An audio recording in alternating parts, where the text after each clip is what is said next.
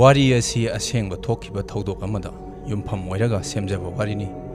sahardagi thablaba mafam amada doctor nupa amakha masagi clinic masa ama yengduna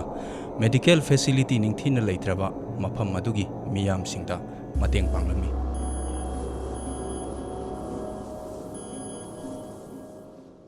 mahaushagi matawgum doctor aduna magi clinic tagi halaglaga tumnaba semsarami doctor aduna hek tum thaba horakpada magi thongda kokok launa thilaklami doctor adu phuk hogalaga hanglaki kanan asuk thenglaba matam sida karigi thong thilaklebano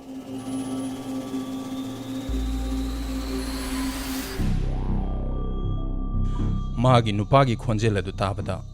magi nupi adu so hogalami yumgi mapaldagi nupi gi khonjel amana asumna hanglaklammi Doctor Saheb aigi nupada yumda kanna naduna leihore doctor na aibu nungsibiduna yumda lakpiraga aigi nupado mukta layengbiyo kanano asuk thengkraba ahingsida ho ngasidi nungairaroye ahingse yamna thengle hayeng ayu anganbada oina lao Doctor Saheb aibu mukta nungsibiyo aigi nupado siba changba khangdana leihoribani mabu phanaba mukta layengbiyo nupi aduna kapna haijarakpada doctor du walan amata ngangdana magi layengbada punaba briefcase adu tap pairaga yumgi mapanda thoglai thong hangdorakpada masakti udaba nupi gi figure manba amuba ama leptuna leirami doctor gi nupi adu wa ngangba nanghaudre doctor dusu nupi adu gi matung inaraga adum chatkre doctor adu hek tholakpaga nupi adu chatna hairai doctor khara thobiro aigi tung inbiro doctor aina doctor kauba laklibase matang matam chada bai badoi aiba warau binu ko hoi doctor gi sinpham sidi si ngaktani anaba singi seba tawbasi aikhoi gi thongni bema nupi aduna doctor adu mi phumbam simitri amagi manakta pusilami maram chadana simitri romda changsilakpada doctor adu khara singnana hairagi ibema karigino nangna aibu simitri romda pusalibudi doctor aibu lana lobinu ko simitri sigi wangmada aigi yum laye lambi khara samna ba haiduna simitri se phawraga chatke tawbani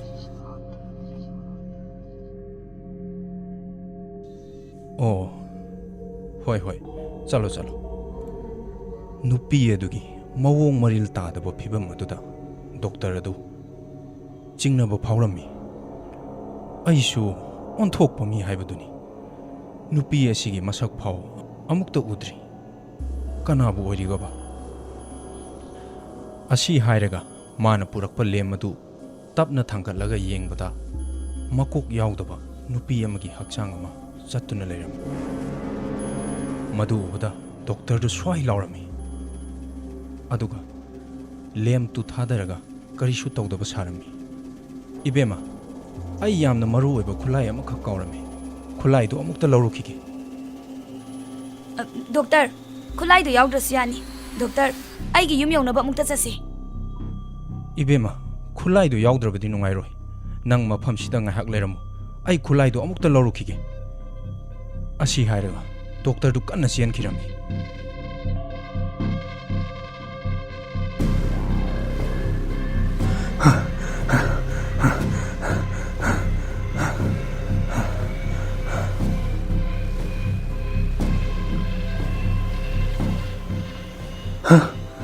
aima kaidorage kaigino nangna ai uraga khangidubo kaidorage base kaino walanga matangangdridubo kaidorage ba ngasaine nang kauba lakpa nupidubu kadaidagino mana nang kauba laklibado onthokna matang sakhidre ahinga thengbadane anaba yengba chatpase aidi kaya pamjade ko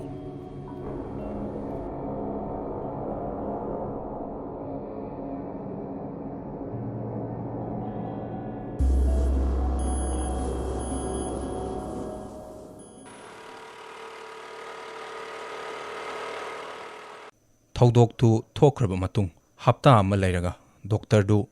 ꯃꯥꯒ ꯀꯨꯏꯅ ꯎꯅꯈꯤꯗ꯭ꯔꯕ ꯃꯃꯥꯟꯅꯕ ꯏꯟꯁꯄꯦꯛꯇꯔꯗꯨ ꯎꯅꯔ ꯏꯇꯥꯎ ꯀꯔꯤꯅꯣ ꯉꯁꯤꯗꯤ ꯌꯥꯝꯅ ꯊꯥꯖꯗꯕ ꯃꯑꯣꯡꯗ ꯑꯩꯒꯤ ꯏꯅꯥꯛꯇ ꯂꯥꯛꯂꯤꯁꯤꯕꯣ ꯑꯗꯨꯛ ꯀꯨꯏꯅ ꯅꯤꯡꯁꯤꯡꯕꯤꯔꯛꯇ꯭ꯔꯒ ꯉꯁꯤꯅ ꯀꯝꯗꯧꯅ ꯅꯤꯡꯁꯤꯡꯂꯛꯂꯤꯅꯣ ꯏꯇꯥꯎ ꯏꯇꯥꯎꯒ ꯎꯅꯗꯕ ꯀꯨꯏꯔꯦ ꯍꯥꯏꯗꯨꯅ ꯁꯨꯝ ꯂꯥꯛꯄꯅꯤꯗ ꯏꯇꯥꯎ ꯏꯇꯥꯎꯒꯤ ꯀ꯭ꯂꯤꯅꯤꯛꯇꯨꯗꯤ ꯀꯝꯗꯧꯔꯤꯒꯦ ꯁꯨꯝ ꯇꯧꯔꯤ ꯍꯥꯏꯗꯨꯅꯤ ꯏꯇꯥꯎ ꯑꯗꯣ ꯏꯇꯥꯎ ꯍꯣꯏꯒꯤ ꯁꯦꯀ꯭ꯌꯨꯔꯤꯇꯤꯁꯤꯡꯁꯦ ꯆꯤꯡ ꯂꯝꯕꯤ ꯑꯁꯤꯗ ꯑꯍꯤꯡꯗꯒꯗꯤ ꯄꯦꯇ꯭ꯔꯣꯂꯤꯡꯒ ꯆꯠꯄ ꯌꯥꯎꯗꯕ꯭ꯔꯥ ꯀꯩꯗꯧꯕ ꯌꯥꯎꯔꯒꯦ ꯏꯇꯥꯎꯗ ꯀꯅꯥꯅ ꯀꯤꯍꯜꯂꯛꯄ ꯌꯥꯎꯔꯒꯦ ꯑꯗꯨꯕꯨꯗꯤ ꯌꯥꯎꯗꯦꯗ ꯏꯇꯥꯎ ꯅꯨꯃꯤꯗꯥꯡ ꯑꯃꯝ ꯑꯊꯦꯡꯕꯗ ꯊꯕꯛ ꯆꯠꯄꯁꯦ ꯋꯥꯈꯜ ꯏꯅꯨꯡ ꯅꯨꯡꯉꯥꯏꯇꯦ ꯑꯗꯨꯅꯅꯤ ꯃꯃꯥꯟꯅꯕ ꯏꯟꯁꯄꯦꯛꯇꯔ ꯑꯗꯨꯗ ꯋꯥꯔꯤ ꯋꯥꯇꯥꯏ ꯁꯨꯝ ꯁꯥ ꯗꯣꯛꯇꯔꯗꯨꯅ ꯃꯉꯣꯟꯗ ꯊꯣꯛꯈꯤꯕ ꯊꯧꯗꯣꯛꯇꯨꯒꯤ ꯃꯇꯥꯡꯗ ꯋꯥꯔꯤ ꯂꯤꯔꯝꯃꯤ ꯃꯥꯒꯤ ꯋꯥꯔꯤꯗꯨ ꯃꯨꯟꯅ ꯇꯥꯔꯕ ꯃꯇꯨꯡꯗ ꯏꯟꯁꯄꯦꯛꯇꯔꯗꯨꯅ ꯐꯥꯏꯜ ꯑꯃ ꯐꯥꯛꯇꯣꯛꯇꯨꯅ ꯗꯣꯛꯇꯔ ꯑꯗꯨꯗ ꯌꯦꯡꯍꯜꯂꯝꯃꯤ ꯏꯇꯥꯎ ꯌꯦꯡꯉꯨ ꯃꯁꯤꯒꯤ ꯐꯥꯏꯜ ꯑꯁꯤꯗ ꯌꯥꯎꯔꯤꯕ ꯃꯤꯑꯣꯏ ꯑꯍꯨꯝꯁꯦ ꯗꯣꯛꯇꯔ ꯉꯥꯛꯇꯅꯤ ꯏꯇꯥꯎꯗꯤ ꯌꯨꯝꯗ ꯍꯟꯕꯨ ꯍꯜꯂꯛꯂꯤ ꯗꯣꯛꯇꯔ ꯑꯍꯨꯝ ꯑꯁꯤ ꯑꯍꯤꯡꯗ ꯅꯨꯄꯤ ꯑꯃꯈꯛꯅ ꯑꯅꯥꯕ ꯌꯦꯡꯕꯤꯌꯨ ꯍꯥꯏꯗꯨꯅ ꯀꯧꯊꯣꯛꯈ꯭ꯔꯒ ꯃꯐꯝ ꯃꯔꯥꯡ ꯈꯪꯗꯅ ꯑꯗꯨꯝ ꯃꯥꯡꯈ꯭ꯔꯕꯅꯤ ꯏꯇꯥꯎ ꯈꯛꯇꯅꯤ ꯅꯨꯄꯤ ꯑꯗꯨꯅ ꯀꯧꯊꯣꯛꯈꯤꯕꯗꯒꯤ ꯌꯨꯝꯗ ꯍꯜꯂꯛꯂꯤꯕꯁꯦ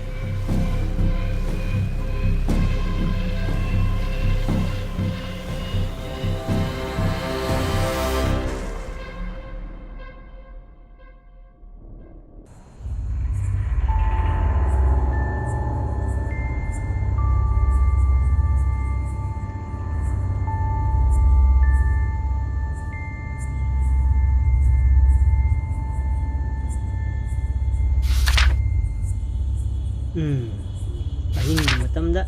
ꯑꯀꯤꯕ ꯚꯨꯠꯀꯤ ꯋꯥꯔꯤ ꯄꯥꯕꯒꯤ ꯈꯨꯅꯨꯡꯉꯥꯏꯁꯤꯁꯨ ꯇꯣꯞ ꯇꯣꯞꯄ ꯃꯍꯥꯎ ꯑꯃꯅꯤꯗꯣ ꯃꯁꯤꯒꯤ ꯚꯨꯠꯀꯤ ꯋꯥꯔꯤꯁꯤꯁꯨ ꯐꯅ ꯑꯗꯨꯝ ꯅꯨꯡꯉꯥꯏꯔꯤꯅꯦꯁꯦ ꯌꯥꯝꯅꯗꯤ ꯀꯤꯕ ꯅꯠꯇꯕ ꯀꯤꯒꯦ ꯇꯧꯏ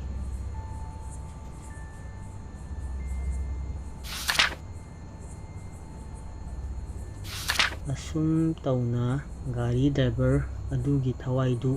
ꯂꯝꯍꯥꯡꯗꯨꯗ ꯀꯣꯏꯆꯠ ꯆꯠꯂꯒ ꯂꯩꯔꯝꯃꯤ ꯌꯥꯏ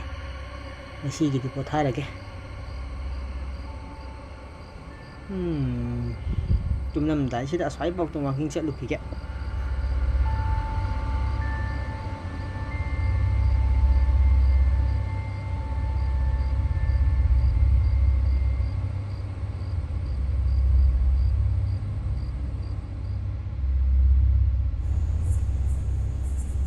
ꯑꯣ ꯈꯨꯔꯥ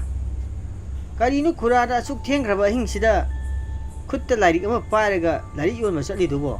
ꯈꯔ ꯉꯜꯂꯤꯉꯩꯗ ꯌꯣꯜꯍꯧꯕ ꯌꯥꯗ꯭ꯔꯣ ꯅꯤꯄꯥ ꯃꯆꯥ ꯑꯩꯅ ꯑꯍꯤꯡ ꯑꯁꯤꯗ ꯌꯣꯟꯕ ꯆꯠꯂꯤꯕ ꯂꯥꯏꯔꯤꯛ ꯑꯁꯦ ꯏꯆꯝ ꯆꯝꯕ ꯂꯥꯏꯔꯤꯛ ꯅꯠꯇꯦ ꯑꯣꯟꯊꯣꯛꯅ ꯃꯍꯤ ꯃꯌꯥꯏ ꯀꯟꯈ꯭ꯔꯕ ꯂꯥꯏꯔꯤꯛꯅꯤ ꯌꯦꯡꯉꯨ ꯃꯁꯤ ꯊꯋꯥꯏ ꯁꯣꯟꯕ ꯃꯤꯅ ꯄꯥꯕ ꯉꯝꯒꯗꯕ ꯂꯥꯏꯔꯤꯛ ꯅꯠꯇꯦꯀꯣ ꯃꯔꯝꯗꯤ ꯂꯥꯏꯔꯤꯛ ꯑꯁꯤꯗ ꯀꯤꯔꯕ ꯁꯥꯊꯤꯔꯕ ꯋꯥꯔꯤ ꯀꯌꯥ ꯑꯃ ꯌꯥꯎꯔꯤꯕꯅꯤꯗꯣ ꯃꯔꯝ ꯑꯗꯨꯅ ꯂꯥꯏꯔꯤꯛ ꯑꯁꯤꯕꯨ ꯄꯥꯕ ꯉꯝꯒꯗꯕ ꯃꯤꯗꯤ ꯑꯍꯤꯡ ꯑꯊꯦꯡꯕꯗꯒ ꯀꯣꯏꯆꯠ ꯆꯠꯄ ꯉꯝꯕ ꯃꯊꯧꯅꯥ ꯂꯩꯕ ꯑꯀꯤꯕ ꯂꯩꯇꯕ ꯁꯝꯅ ꯍꯥꯏꯔꯕꯗ ꯏꯕꯨꯡꯉꯣꯒꯨꯝꯕꯅ ꯄꯥꯒꯗꯕ ꯂꯥꯏꯔꯤꯛꯅꯤꯅꯦꯍꯦ ꯊꯋꯥꯏ ꯁꯣꯟꯕ ꯃꯤꯅꯒ ꯄꯥꯕ ꯉꯝꯒꯗꯕ ꯂꯥꯏꯔꯤꯛ ꯅꯠꯇꯦꯗꯣ ꯅꯨꯄꯥ ꯃꯆꯥ ꯏꯁ ꯈꯨꯔꯥꯒꯤ ꯂꯥꯏꯔꯤꯛꯁꯤꯗꯤ ꯑꯅꯩꯕꯤ ꯂꯥꯏꯔꯤꯛꯅꯤꯅꯦ ꯃꯁꯤꯗ ꯌꯥꯎꯔꯤꯕ ꯋꯥꯔꯤꯁꯤꯕꯨ ꯀꯌꯥꯝ ꯀꯤꯕꯖꯥꯠꯅꯣ ꯑꯩꯕꯨ ꯑꯃꯨꯛꯇ ꯄꯥꯅꯤꯡꯈ꯭ꯔꯦꯗ ꯐꯥꯒꯤ ꯇꯧꯒꯅꯨꯅꯦ ꯅꯨꯄꯥ ꯃꯆꯥ ꯂꯥꯏꯔꯤꯛ ꯑꯁꯤꯗ ꯌꯥꯎꯔꯤꯕ ꯋꯥꯔꯤꯁꯤꯡ ꯑꯁꯦ ꯑꯆꯝꯕ ꯋꯥꯔꯤ ꯑꯃꯠꯇ ꯅꯠꯇꯦ ꯀꯤꯔꯕ ꯋꯥꯔꯤ ꯉꯥꯛꯇꯅꯤ ꯅꯪ ꯂꯣꯏꯕ ꯐꯥꯎ ꯄꯥꯕ ꯉꯝꯂꯣꯏꯀꯣ ꯐꯔꯦꯅꯦ ꯈꯨꯔꯥ ꯑꯩ ꯈꯨꯔꯥꯒꯤ ꯂꯥꯏꯔꯤꯛꯁꯤ ꯂꯧꯍꯧꯔꯒꯦꯅꯦ ꯃꯃꯜ ꯀꯌꯥ ꯑꯣꯏꯔꯕꯅꯣ ꯃꯃꯜ ꯑꯁꯤ ꯏꯕꯨꯡꯉꯣ ꯂꯥꯏꯔꯤꯛ ꯑꯁꯤ ꯏꯆꯝ ꯆꯝꯕ ꯂꯥꯏꯔꯤꯛꯇꯤ ꯅꯠꯇꯕꯅꯤꯅ ꯃꯃꯜꯗꯤ ꯈꯔ ꯋꯥꯡꯂꯤ ꯂꯨꯄꯥ 2,000ꯅꯤ ꯇꯥꯕ ꯌꯥꯗꯦꯀꯣ ꯃꯃꯜ ꯐꯥꯎꯗꯤ ꯁꯦꯠꯂꯤꯍꯦ ꯐꯔꯦ ꯈꯨꯔꯥ ꯑꯩ ꯈꯨꯔꯥꯒꯤ ꯂꯥꯏꯔꯤꯛꯁꯤ ꯂꯧꯍꯧꯔꯒꯦ ꯁꯦ 3,000ꯗꯣ ꯁꯤꯗ ꯂꯩꯔꯦꯁꯦ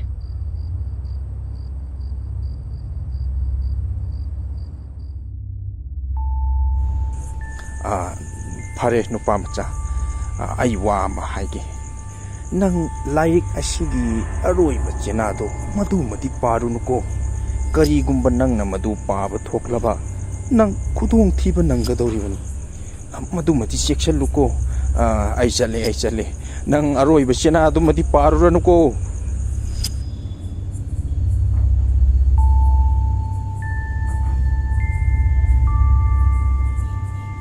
Ish. Anji wari sibo kaya matik leba wari ozano ne. Larik maming kadi akiba wari. Kaya nyo sida iris na. Mathaw na laiba mina pagataba wari. Naire.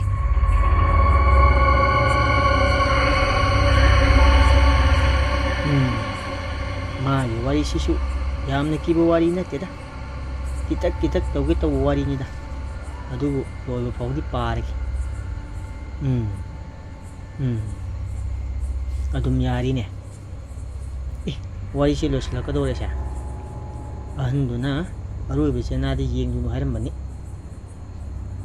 Wari si lodore ne. Ay bu aroy ba siya na si pake dyan eh. Wari yan parura ka dasha mo tata na. Pararoy ta. Hira, nupa macha na bu sumay kira di yara roy. Aroy ba siya na si hekta parage da. Kanino masida irisida? Lariki maman si lupa yang kay kaktawa naman ba? Ash! Matong alaksekreda. Masina ni ne. Ano na aroy ba siya na paru no harim nito? Kang nito naman.